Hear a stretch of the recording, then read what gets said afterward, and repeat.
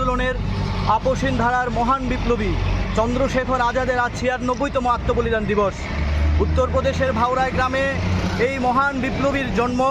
১৯০৬ সালের ২৩ জুলাই জন্ম এবং ১৯৩১-এর ২৭ ফেব্রুয়ারি আজকের দিনে উনি স্বাধীনতার জন্য, ভারতবর্ষের স্বাধীনতার জন্য আত্মবলিদান দিয়েছেন। আজকের যে এই মহান দিনটি প্রতিটি ভারতবাসীর কাছে একটা গৌরবের দিন। আজকের এই দিনে ছাত্র সংগঠন এআইডিএসও, ডিআইও এবং এমএসএ যৌথভাবে সারা ভারতবর্ষে এই মহান বিপ্লবীকে আমরা স্মরণ করছি।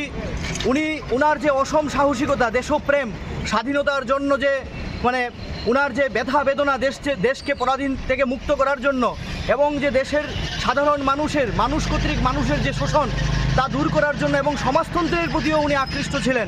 এবং আপনারা জানেন হিন্দুস্তান সোশ্যালিস্ট রিপাবলিকান অ্যাসোসিয়েশনের উনি চিফ ছিলেন। ভগৎ সিং যখন জেলে ছিল তখন ভগৎ সিংকে জেল থেকে মুক্তি করার জন্য উনার বলিষ্ঠভাবে ভগৎ সিংকে বলেছিলেন যে তুমি আমাদের দেশের জন্য দরকার। এই অসম সাহসিকতা নিয়ে উনি সেই সময় দেশের বিপ্লবী আন্দোলন পরিচালনা করেছিলেন এবং কাকুরি ষড়যন্ত্র মামলায় যে উনাকে ধরা হয়েছিল, এই যে স্বাধীনতা আন্দোলনে সেই সময় অর্থের প্রয়োজন ছিল, অস্ত্রশস্ত্রের প্রয়োজন ছিল। এই যে উনার নেতৃত্বে সেই দিন স্বাধীনতা আন্দোলনে অস্ত্রশস্ত্র এবং অর্থ যে যোগান উনি খুব গর্বের সাথে, সাহসিকতার সাথে উনি এই যোগান দিয়েছিলেন।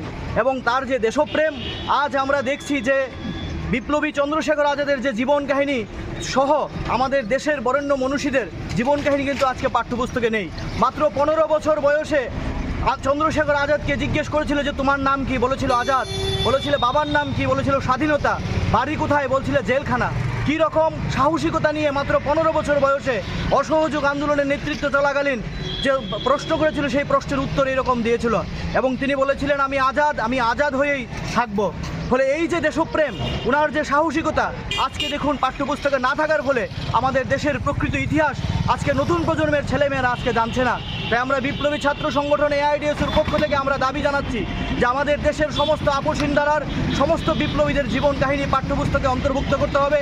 ক্ষুদিরাম ভগৎ সিং, নেতাজির জীবন কাহিনী আজকে ছাত্র যুব সমাজের মধ্যে আনতে হবে এবং দেশের মধ্যে আজকে যে চূড়ান্ত যুব সমাজকে নষ্ট করার জন্য, ছাত্র সমাজকে নষ্ট করার জন্য যে মদ, ড্রাগ, নেশায় আজকে ছাত্র সমাজকে ভাসিয়ে দেওয়া হচ্ছে, তার থেকে যদি সত্যিকারের আওয়াজ তুলতে হয়, যদি মেরুদণ্ড সোজা করে মানুষের মতো মানুষ হয়ে সামনে অন্যায়ের প্রতিবাদ করতে হয়, তাহলে এই ক্ষুদিরাম ভগৎ সিং, চন্দ্রশেখর আজাদের জীবন কাহিনী নিয়েই আজকে ছাত্র যুব সমাজে এগিয়ে যেতে হবে।